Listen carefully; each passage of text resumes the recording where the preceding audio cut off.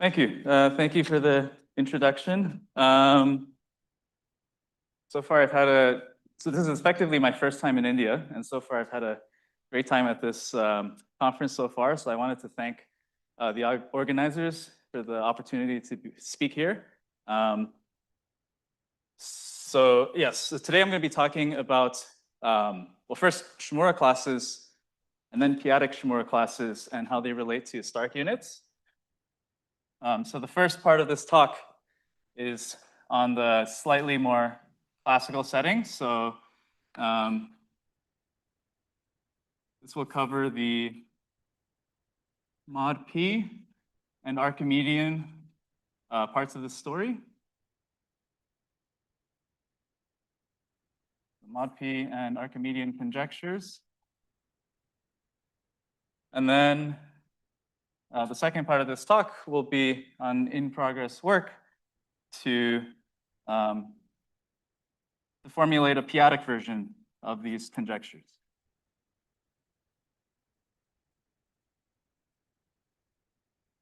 So the first half is on 3 preprints, which I've numbered 1, 2, and 3. So let's call them Z1, Z2, and Z3. And then the second half is on an in-progress work. Conveniently, because of my last initial, I'll call this ZP.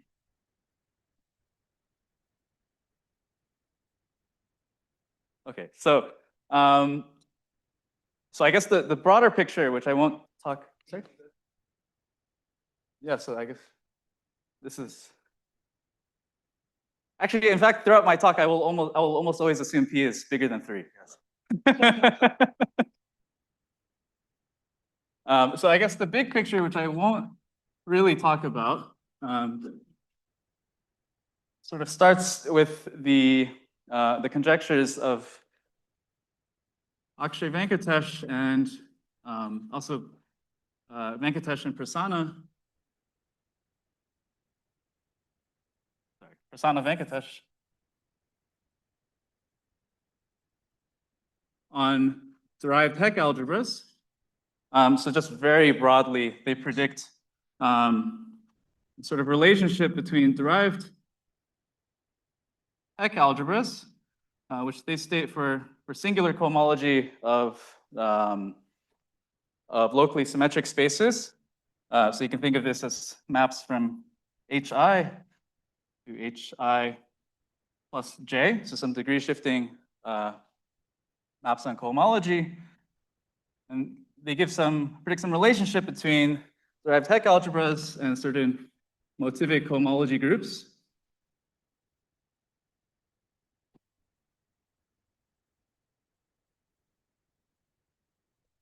And the setting of the Harris-Venkatesh conjecture, which is this mod P thing, sort of looks at this relationship in the case of modular curves. So really, we were just looking at H0 to H1. And in our particular setting, the motivic cohomology group is just going to be a group of units.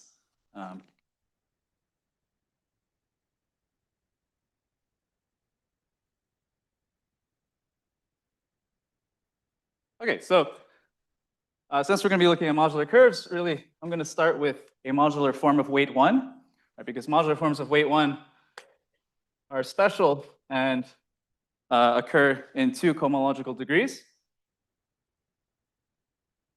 Modular form of weight 1 and level gamma 1 n. So I can view this as living. I can view this as living in H0 of x1n with some cuspidal divisor. Okay, so I'm going to take a cusp form. And the derived Heck operator is going to be this degree shifting map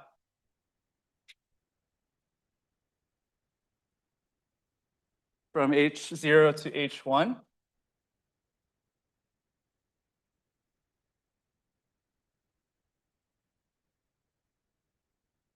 And I want to understand, where does F get sent to in H1. So first, I'm going to identify sort of a canonical dual object to F in H1, which I'll call F lower star. So F lower star is just going to be the element of H1 such that under Serre duality, it's pairing with the conjugate form of F is equal to 1. So here, F upper star, okay, if I write F with Fourier coefficients an, then F upper star is the form that you obtain from taking complex conjugation on each Fourier coefficient. So F lower star is the element of H1 that under Serre duality pairs with that to 1. So to construct this derived Heck operator,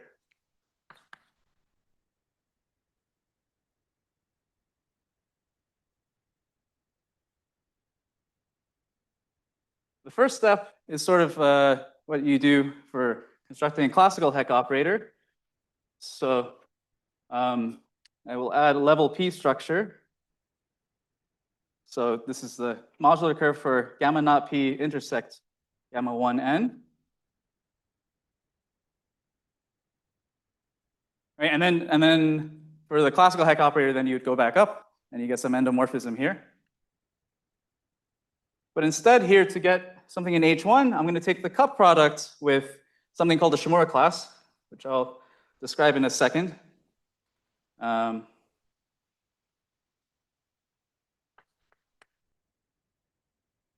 The Shimura class to get something in H1, still with gamma naught P intersect gamma 1n. And then go back up. So the composition of this process is going to give me my derived Heck operator. And in the setting of Harrison-Venkatesh, I need to, actually, I need to do everything over Z mod PZ cross.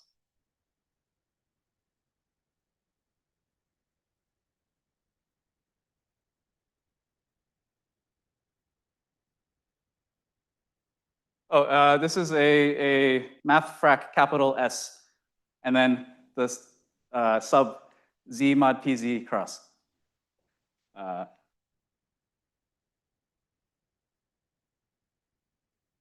Okay, so let me describe where this Shimura class comes from.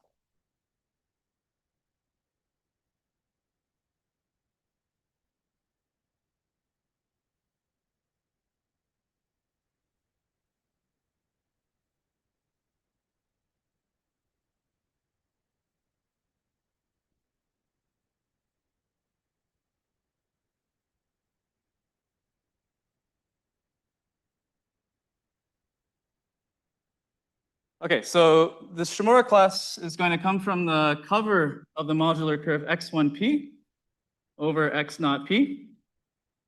Right, so this is a Galois cover that's étale away from cusps. Galois étale covering. And the deck group of this is Z mod PZ cross. So this gives an element of H1 étale of x naught p, Z mod PZ cross. And now I'm going to take a series of maps to get something in Zariski cohomology. So first, I'm going to take the base change of my modular curve to Z mod P minus 1Z.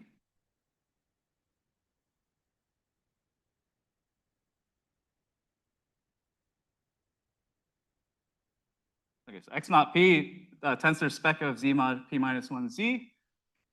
Have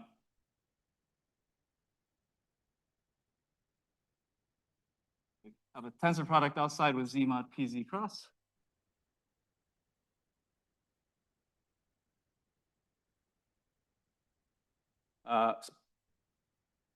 And then I can take a map to Zariski cohomology, right? In this case, this is actually equal to H1 Zariski cohomology of the space change modular curve.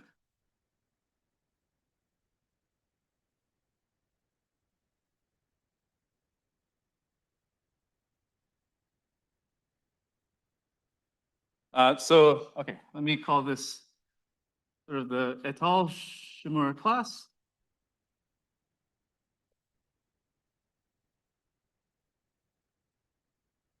And then I denote the image, under these maps. So this is my Zariski Shimura class. And then under Serre duality, I can view this as a map. I can view this as a homomorphism from the weight 2 forms for gamma naught p to zp cross. This is under Serre duality.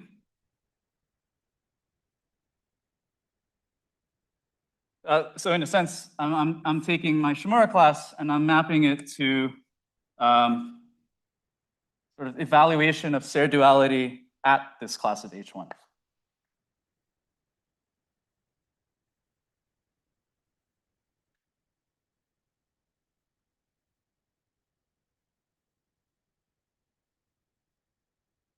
Okay, so from this cover of modular curves, I get a map from weight 2 forms of level gamma naught p to z mod pz cross. Maybe I should already here say I'm going to assume that p is not 2 or 3, and also will not divide the level of my form f.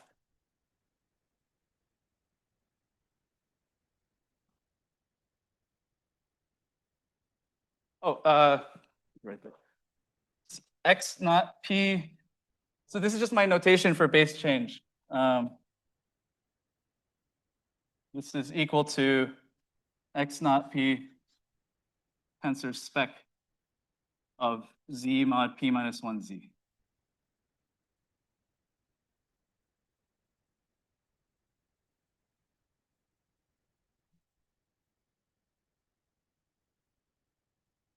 Mm-hmm.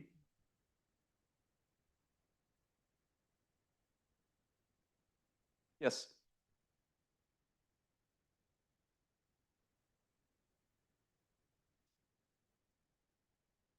Yeah, yeah, that's okay for me.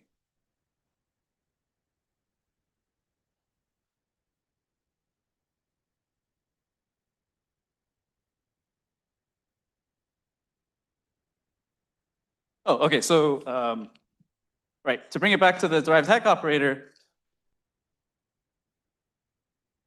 Oh, I mean, the role here is just so I can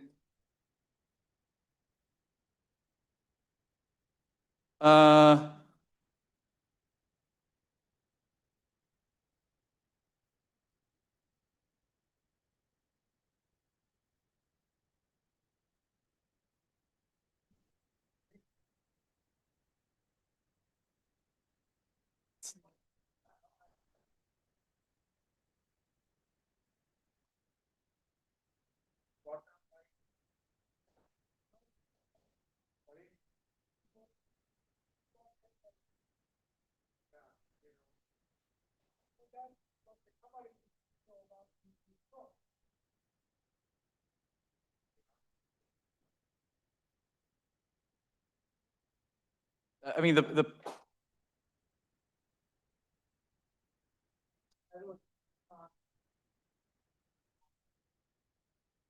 yes.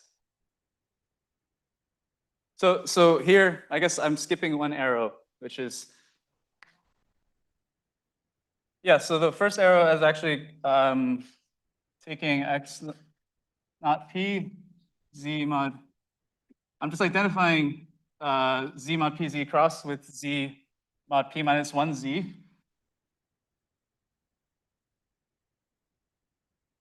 And then taking the base change to get GA.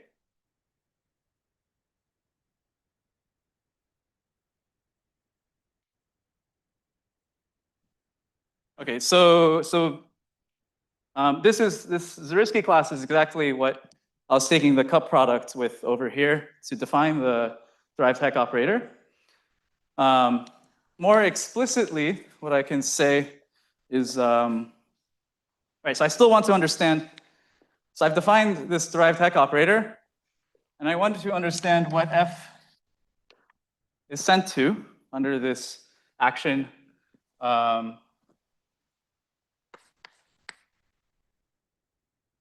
in terms of f lower star, yes.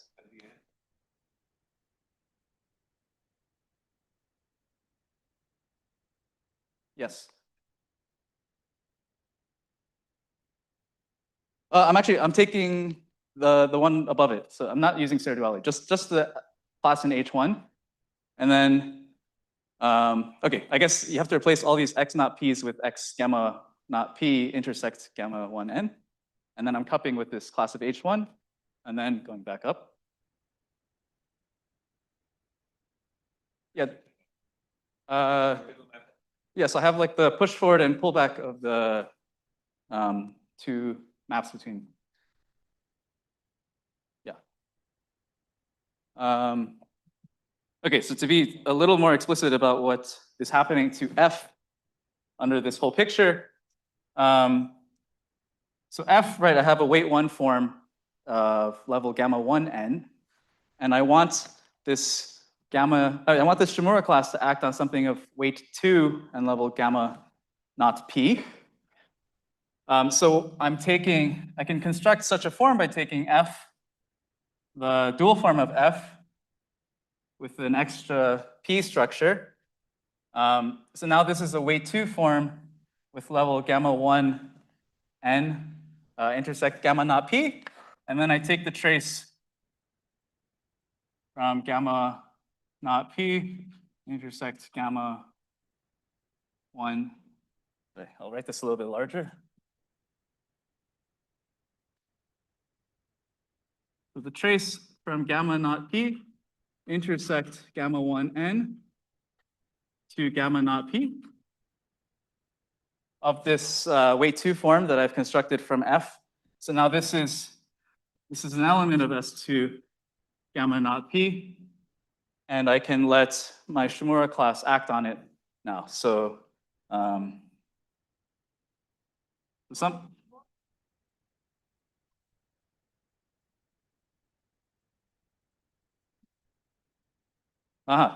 So you're predicting now the second part of my talk. Well, one problem is it's no longer at all. Or you have problems. The cover is more complicated once it's not square free. But let me first focus on n equals 1. So okay, so let me just give this a name. Actually, I've already. Oh yeah. So this notation is going to be, the reason for this notation is going to be clear in a second. So I define this Harris-Venkatesh norm to be exactly this Shimura class acting on this weight 2 form. So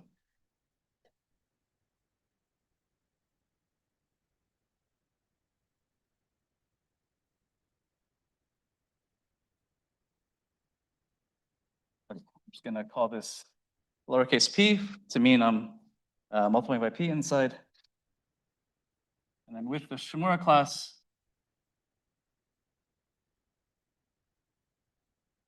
okay, I guess some elements of Z mod PZ cross.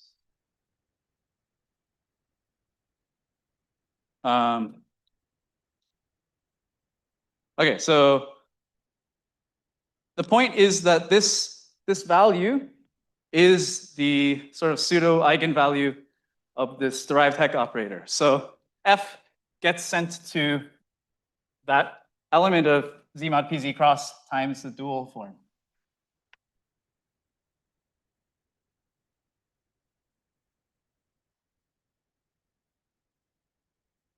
Right, so you can see in that construction sort of how I'm adding level P structure and applying the Shimura class and also removing the level P structure. That's essentially what this Harris-Venkatesh norm is doing or encapsulating. And so under the philosophy of Venkatesh and Prasanna Venkatesh, this action of the derived Heck operator should really be related to some unit group here. And that's, oh, I moved all the erasers to the left.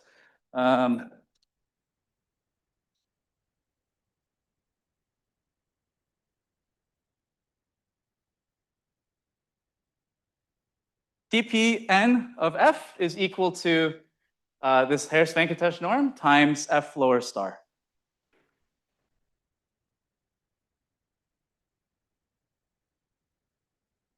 Sorry? Ah, too much light, you mean over here?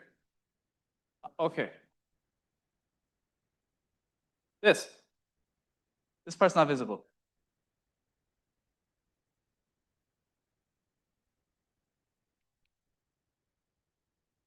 Oh, wow. Okay. Okay. Can you see over here? Okay. Oh, no. Okay. Let me just, okay. Tpn of f equals the Harris-Venkatesh norm of f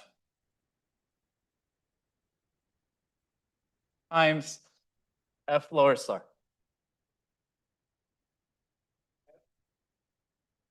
Where f lower star is the element of H1 that pairs with the conjugate form to 1.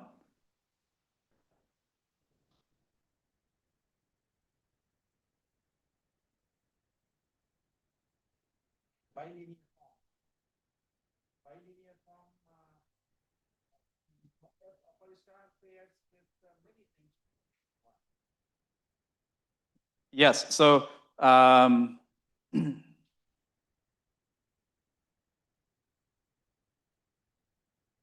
okay, maybe I should really write this as saying f paired with this is equal to that. That's really, yeah. Okay. Okay, so, okay, the point of the Harris and Venkatesh, then they're trying to understand what is this value.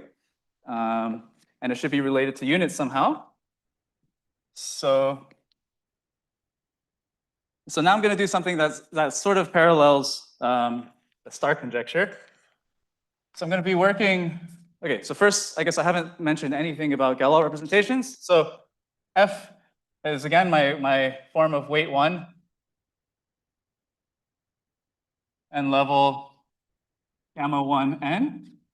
So right by the work of Deline and Serre, there's an associated Galois representation, rho f, on the absolute Galois group of Q, but right, it should be realized over some finite Galois extension, which I will call E, GL2C. So I have some two-dimensional complex representation associated to F. And I cannot, from this two-dimensional representation, there's a three-dimensional representation, the trace-free adjoint representation.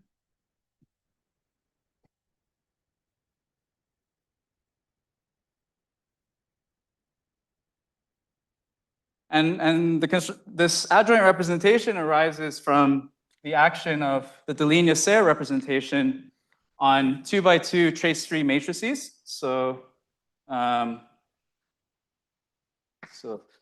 let's say M 2x2 with complex entries, and I want the trace to be 0. If I have some matrix here, then rho f acts on it by conjugation. The rho f, I can take rho f of G x, and then rho f of G inverse. So this gives me some action now of the Galois group on this three-dimensional vector space. So that's what this add rho f is. What's nice about this add rho f is that it has finite image and it has very well understood finite image. It could either be a cyclic group, a dihedral group, or A4, S4, or A5. So I'm going to be using this representation to define my, oh, sorry. It has also an integral structure, which I'm going to use. Sorry, this is maybe too high.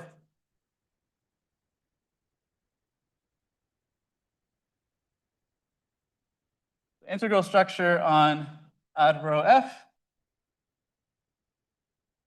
So I'm going to call X sigma to be the 2 by 2 trace-free matrix obtained by taking 2 rho f of sigma minus the trace of rho f of sigma times the identity matrix.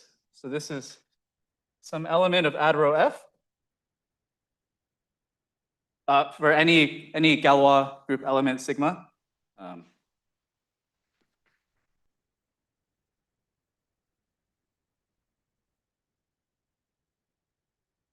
And I'm just going to take the z span of these vectors. I'm going to let M denote the z span, or okay, more generally, if f has coefficients in some bigger number field, like zf span of these objects, x sigma.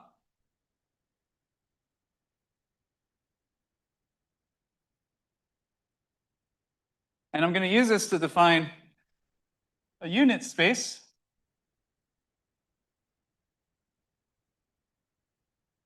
So calligraphy U ad rho f, I define to be the Galois equivariant homomorphisms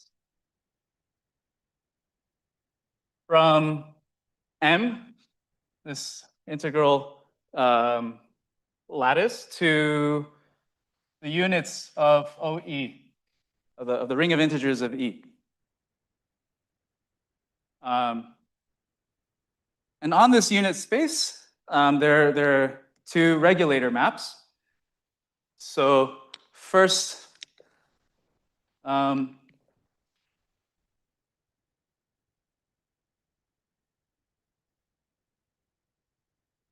the Harris-Venkatesh setting, this sort of ZP, Z mod PZ cross regulator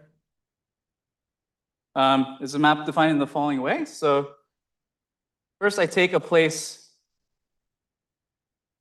so a non-Archimedean place W over P, a place of E over P.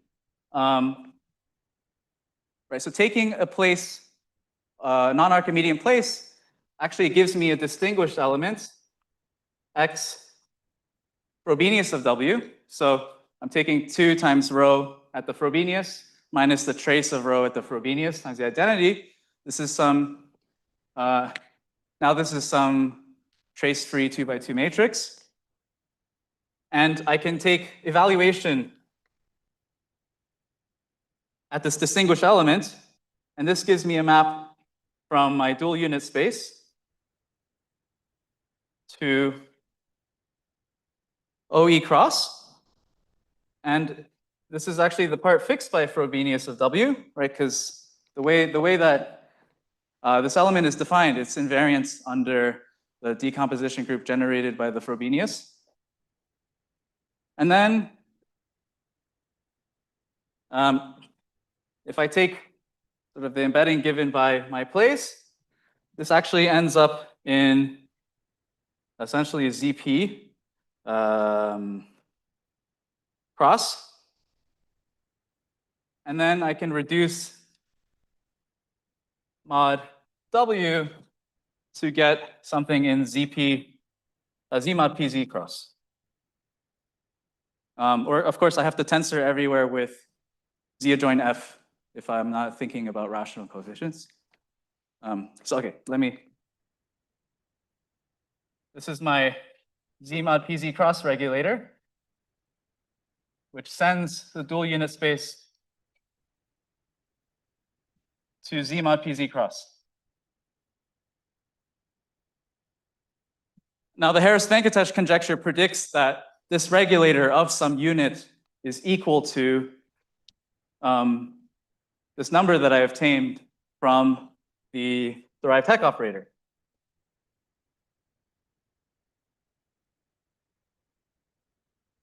So in some sense, this is like a concrete realization of the much broader conjectures for singular cohomology of Venkatesh and Prasanna Venkatesh.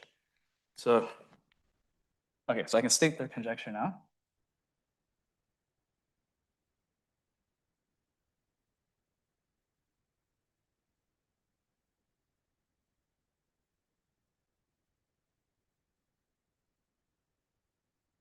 They predict that there exists some unit in ad row F tensor Q such that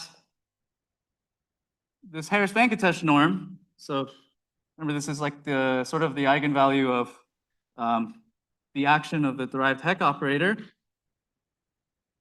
is equal to this sort of mod P reduction of that unit, and that this should happen for all sufficiently large primes. So for all but finitely many primes, we have a congruence between this unit and the action of the derived Heck operator. And I should also mention that this unit space is a rank 1 module that contains the Stark unit. So this is some multiple of the Stark unit that satisfies this congruence for almost all primes. And now the way I presented it looks intentionally a lot like the Stark conjecture. Sorry for moving back so much, but I can do the same thing with this regulator map, but if I take a non-Archimedean place, then I get a, okay, I'll just write it on the other side, but then I get the Stark, then I get a real valued map. So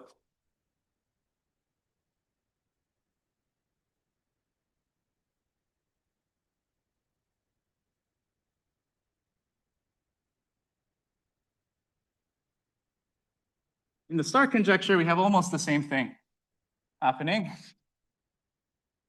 Take a non-Archimedean, take an Archimedean place.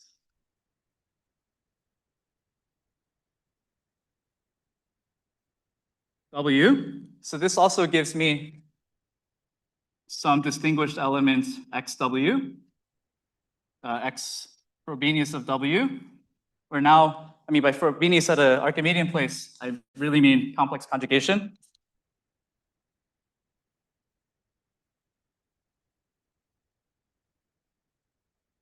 This gives me a map from my dual unit space to OE cross. Okay, fixed by complex conjugation. And then I take my Archimedean embedding and the logarithm map to get some real number. And the Stark conjecture for this particular adjoint representation says that there exists a unique unit, the Stark unit,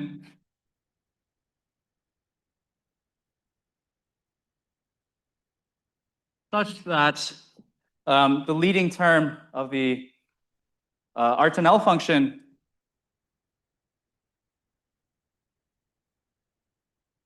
at 0 is equal to the Stark regulator of that unit.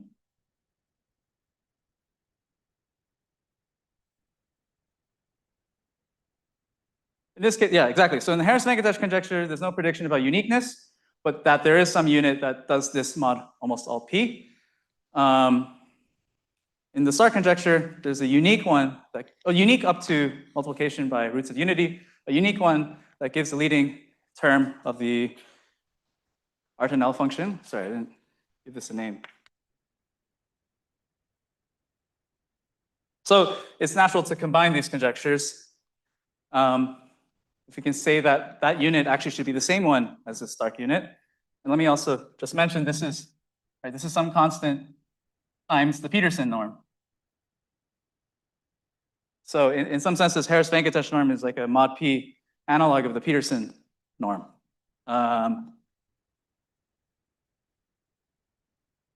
So the Harris-Venkatesh plus Stark conjecture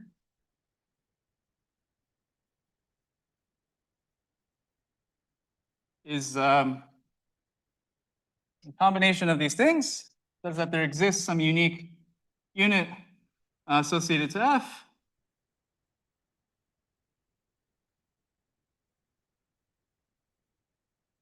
Such that one, the star conjecture is true. So the Peterson norm of F is equal to the Stark regulator of this unit. And two, that we have the Harris-Venkatesh conjecture for this particular unit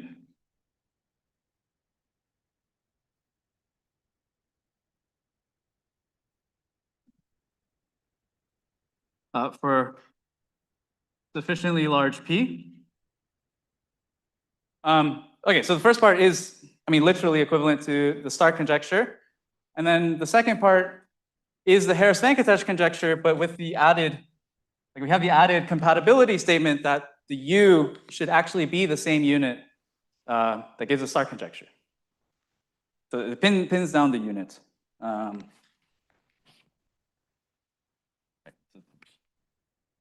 Stark, this is Harris-Venkatesh, and then there's like this third component, which is that they're compatible.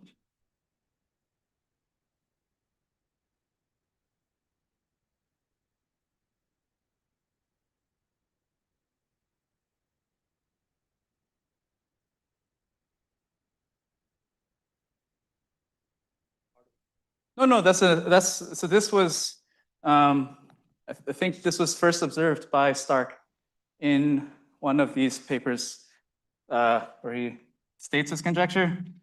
So there are 5 papers, and I'm forgetting which one. I think maybe the second one, he observes that the Peterson norm is proportional to the special value by some constant, and this constant is just a finite product of Euler factors.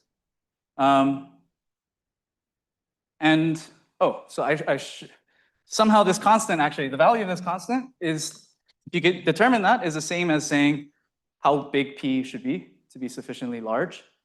So the subject of Z3 is computing this, which means computing how big P should be.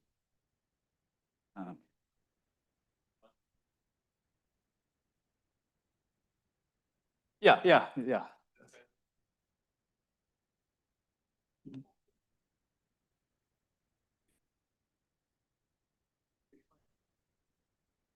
Oh, so if we have weight bigger than 1, right, then H1, there's nothing there. So for the Shimura class, this derived type operator, this Harris-Venkatesh norm, I need it to be weight 1.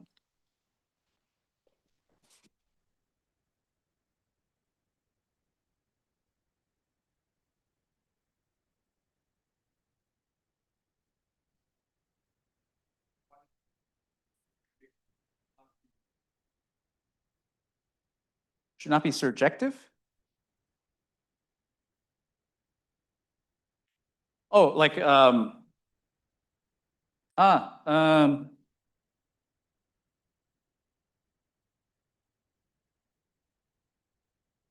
don't know if it's not surjective, but part of the point here is that this is happening mod P for all P simultaneously. Yes, yeah. So this is U. So F is a global object. U of F is a global object.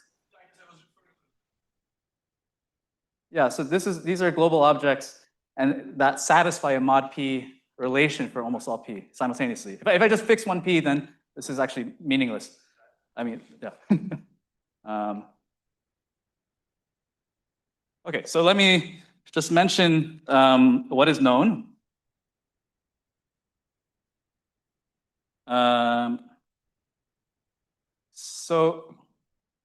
Okay, unfortunately, I just erased it, but we can divide this into a few cases. So the adjoint representation has finite image.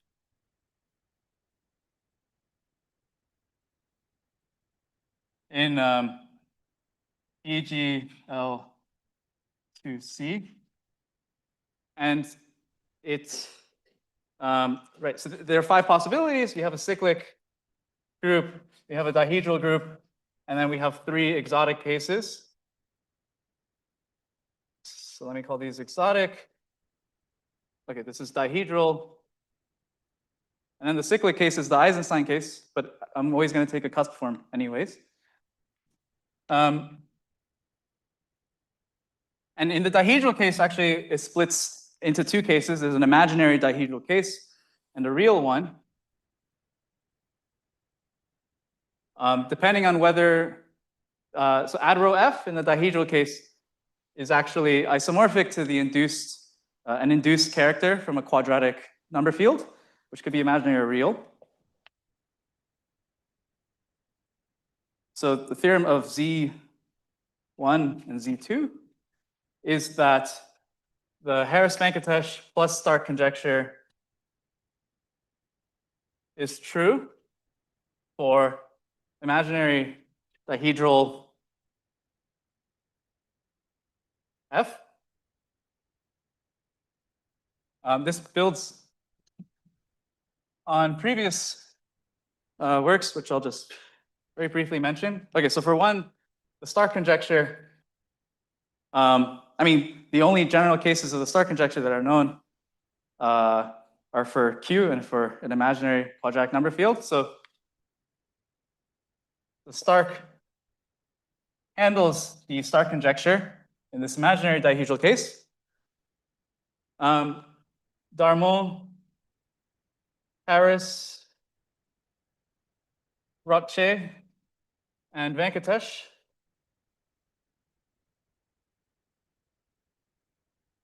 they prove some, we say, like unramified cases. I mean, unramified dihedral cases of Harris-Venkatesh.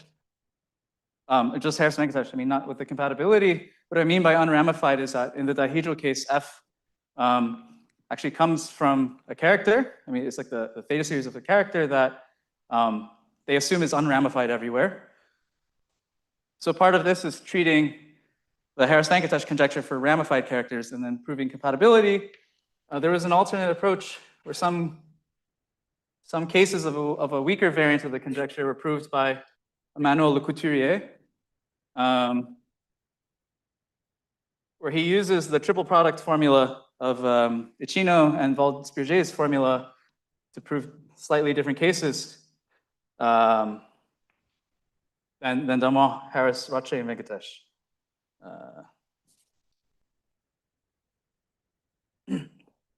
And I should also mention, so Darmon, Harris, Roche, Venkatesh also proved some real cases.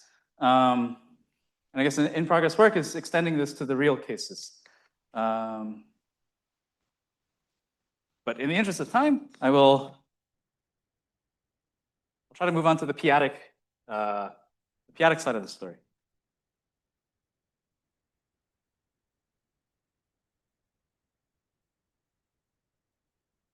This ad rho f.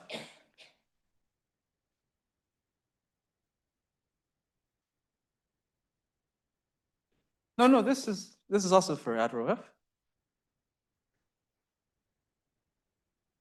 Oh yeah, it factors through. Sorry, it factors through. You can make a factor through PGL2, and then you can also give this.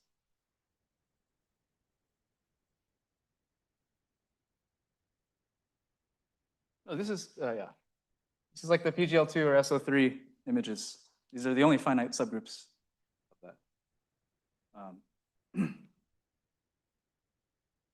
In any case,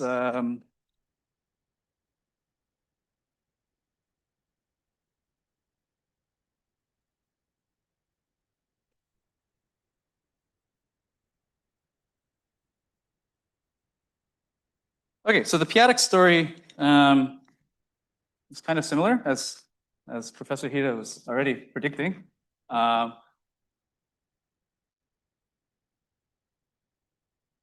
So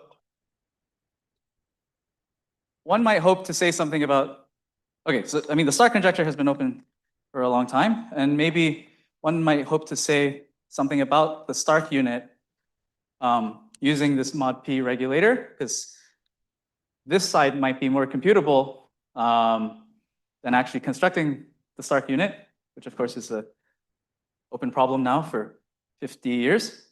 And maybe it would be even better if we could say something p-adically. So to formulate a sort of p-adic conjecture, I want to construct a p-adic Shimura class. So now I want to look at the cover of x1 p to the n over x naught p to the n. The problem is this is no longer étale, but this is finite flat.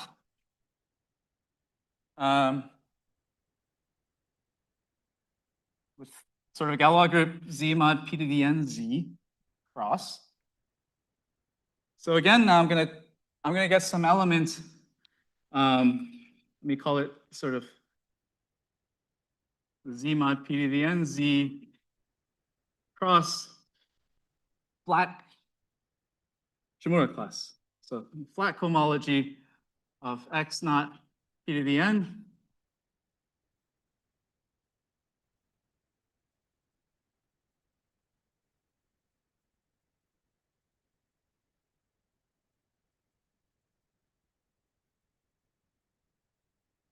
Yeah.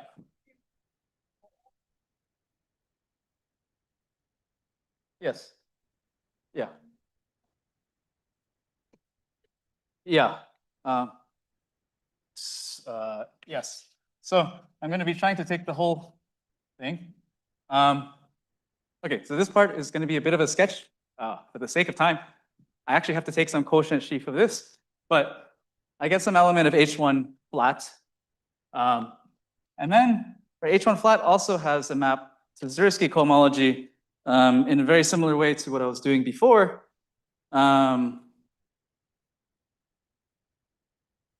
let me sort of call this cover by pi n.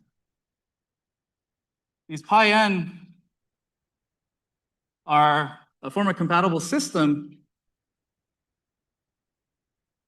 in the sense that I can take a projective limit of these classes to get a ZP cross class, the flat ZP cross class in the completed cohomology, completed flat cohomology of x naught with infinite level, so x naught p infinity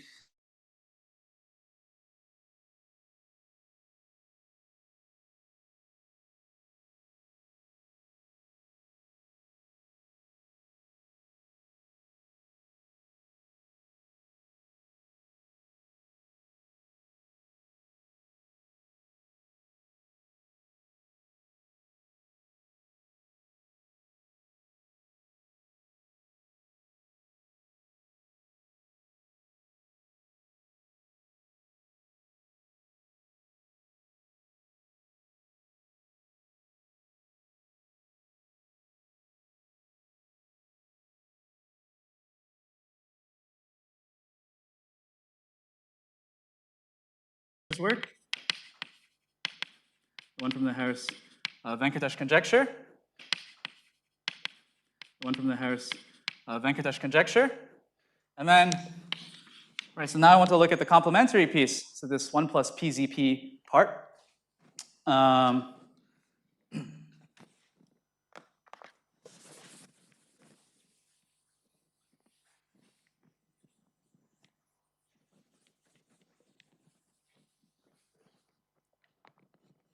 So I can take the same sort of maps that I had before. So from Shimura class ZP, H1 flat, X naught P infinity, ZP now. Okay, so let me break it up in terms of the limit, projective limit on M, direct limit on N.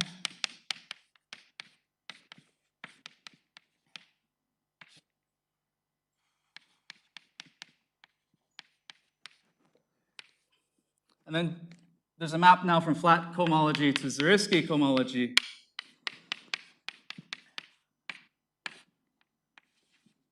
And okay, now I need to do the base change again.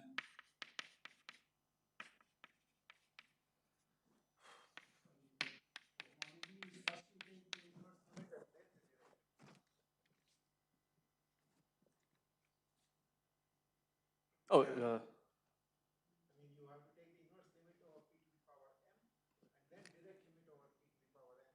yes. Okay. Yes. Thank you. Okay. Okay, and the point is, so now I'm looking at like the finite piece, and then again using Serre duality to get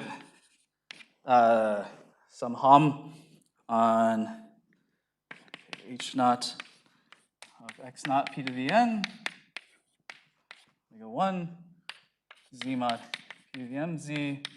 Sorry, I'm going behind this board. Okay, limit. So I can view this Shimura class through these maps to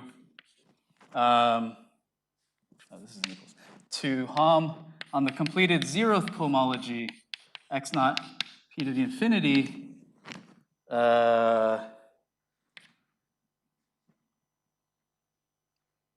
Omega 1 to ZP. Okay, so I've done some analogous thing to the square free level case. So Shimura class that I can view as some kind of map on like some kind of like limit of modular forms. And then the other piece is I need to construct some elements for this homomorphism to act on.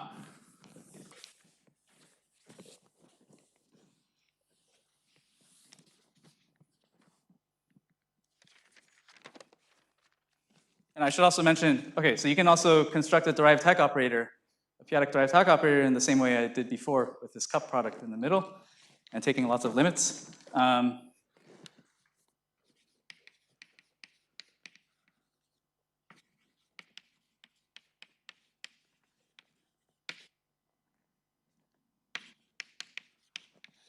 And now I'm going to take my weight 1 modular form F and also create a compatible system so I have something to act on by this derived Hecke operator.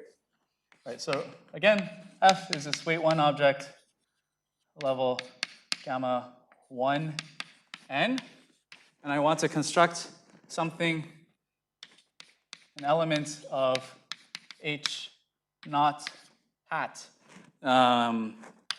X naught P infinity omega 1.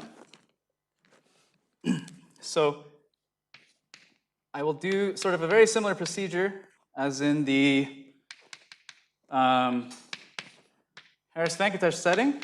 So I'm going to define F upper star, and then lower below it is P to the N as taking F upper star P to the N Z. Right, so if N equals 1, this is half of the object I had in the mod P case.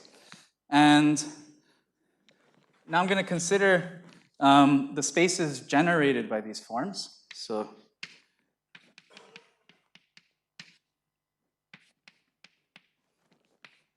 the sum from level 0 to n of ZP F star P to the I. So this is some subspace of H0 X gamma 1 n intersect gamma naught P to the N, okay, with the cuspidal divisor. And I claim that this forms a compatible system. So I can take an inverse limit of these over n to get some space, which I'll just call V hat of F star, which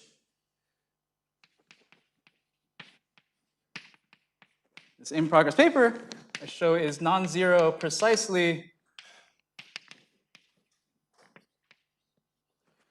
if f is ordinary at p. But in this weight one case, right, so the only thing, it only matters if I want to consider 2 and 3, which I generally don't. But if you want to consider 2 or 3, then it could be 0. So it's not 0 if and only if f is ordinary at p. And it's also one-dimensional with, okay, an explicit generator, which I don't have time to write. So let me just call this f star hat. Now using this, so the object that I actually want is now going to be f times f star hat. So this will give me my sort of weight 2 form of infinite level incompleted cohomology. So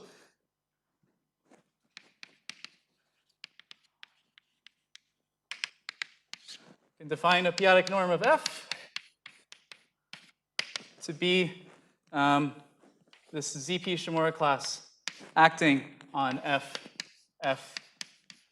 conjugate hat, which will be in ZP, or okay, ZP tensor Z adjoint f. And one can also then formulate a conjecture that there exists some unit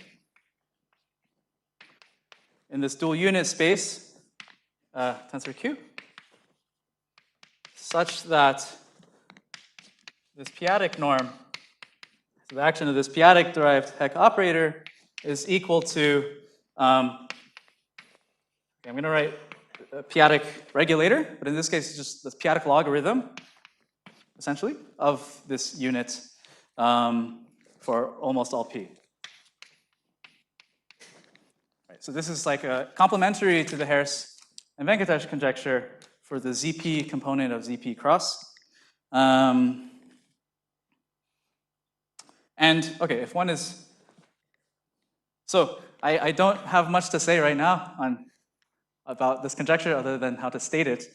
But if one was very optimistic, you could also, right, this is some fixed multiple of the Stark unit.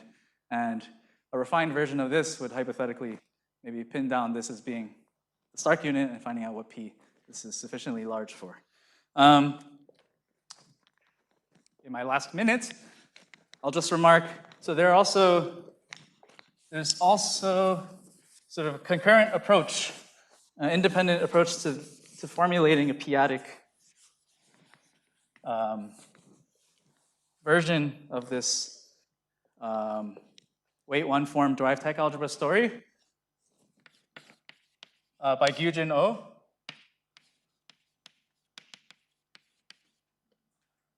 It's also in progress. My understanding, he's also formulating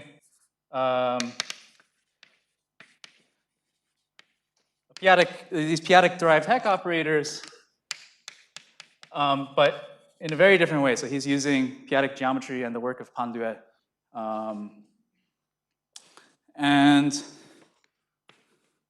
I also wanted to say, okay, so there's a paper in 2022 by Oscar Rivero who speculates that there's some, this degree shifting action in the p-adic setting should be related to some p-adic L functions.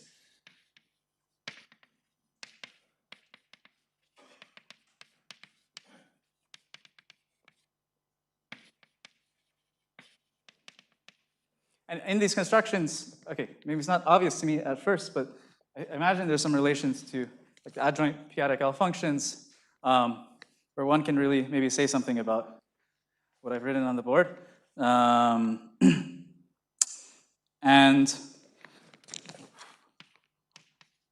I guess something else that I haven't quite explored yet, but the connection to this recent work of Francesc Castella and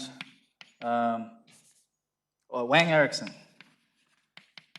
on biordinary complexes. They give some relations between Stark units and like they construct a map from H1 to H0. anyways, I have lots of questions about this, but I don't have much to say anymore. So, thank you.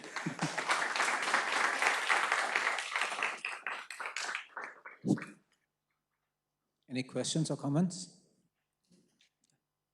So is there some nice properties of the norms that you define once you break up the P star like this, the various norms, integration norms, your norms, and so on?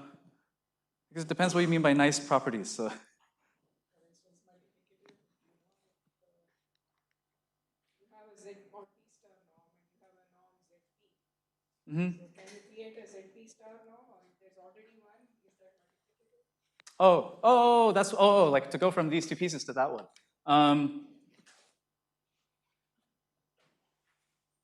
I don't know the precise relationship, but I imagine that, yeah. I guess for me right now, like the main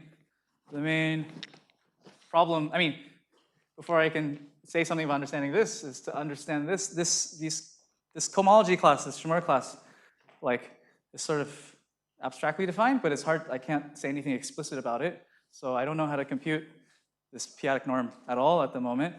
I'll mention that in the mod P setting, so in the Harris-Venkatesh setting, Loic Morel and Emmanuel Lecouturier have related the Z mod PZ cross Shimura class, like this Harris-Venkatesh norm. They give a formula for it in terms of modular symbols that could potentially be more amenable to computation and actually calculating these values. I don't know if it can be extended to level p to the n to say something about this, but yeah. So my ramble at the end of your question is I don't even know how to compute this right now.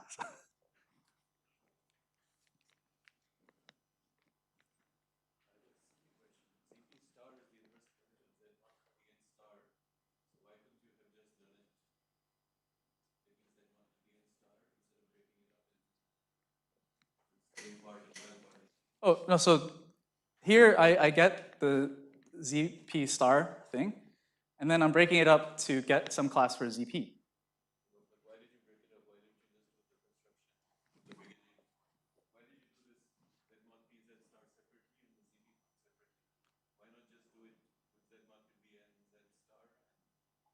Oh no, I did, so I do the construction for, this construction is as ZP star, but because this component is sort of already the Harris-Venkatesh one, I'm just now focusing on this component of that.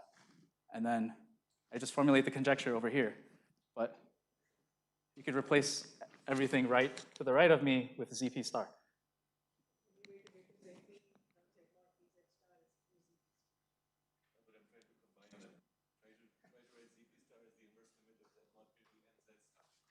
Yes. Well, that's what's here, right? You mean this?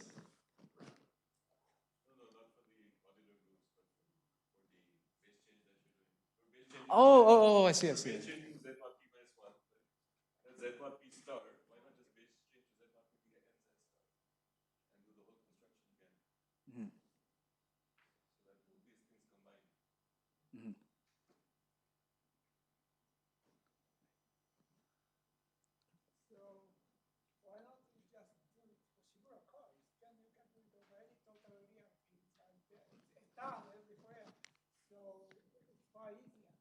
Yes. No, that's a great question. So when I applied for postdocs at the end of my PhD, in my proposal I wrote, I wanted to do everything for Shimura curves. And then I got distracted by doing this. I haven't had time to do Shimura curves yet, but I think also, yeah, perhaps, yeah. I think, I'm forgetting, a student of somebody who I was talking to is working, I think, on this now, so I've also, yeah.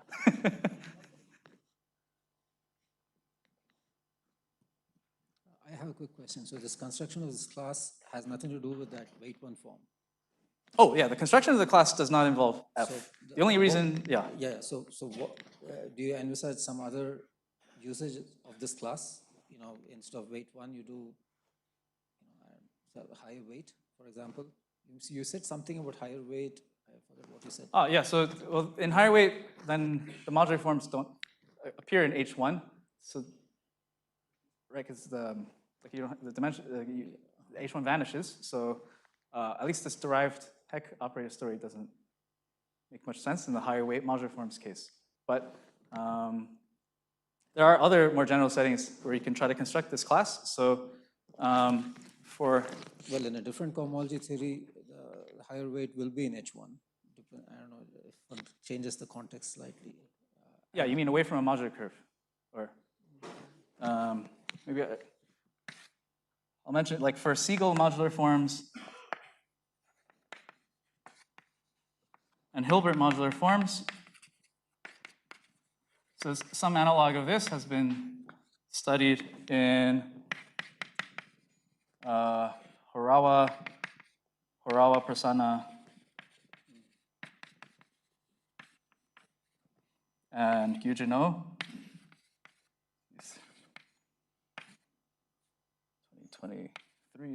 2022, 2024. And also for higher dimensional general Shimura varieties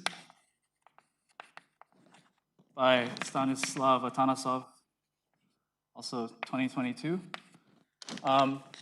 So there, these three papers, I think, give some analog for Siegel and Hilbert modular forms, although it's not as precise as in the modular curve case. Like I don't think there's any explicit relation to some units. And then Atanasov's work on higher dimensional Shimura varieties, I think he found that there were, okay, I don't remember too much, but there were some problems with higher dimensional cases. So actually, the most interesting ones are maybe just these explicit ones here, and maybe Shimura curves. But yeah, one can play this game with whatever Shimura, what other varieties here.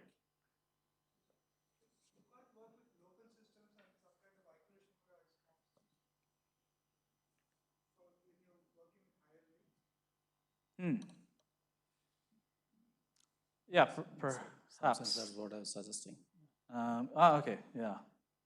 And also, I think another approach could also, like, you can also try to understand what happens if you take a Hida family of. Yeah. Yeah, no, these are. Climbing up all the way. Yeah. The higher weight, if you choose directly, then you need to. Oh, yeah, that's it. Kuga Shimura, Kuga Sato. I understand, but yeah, he's only considering the convolution.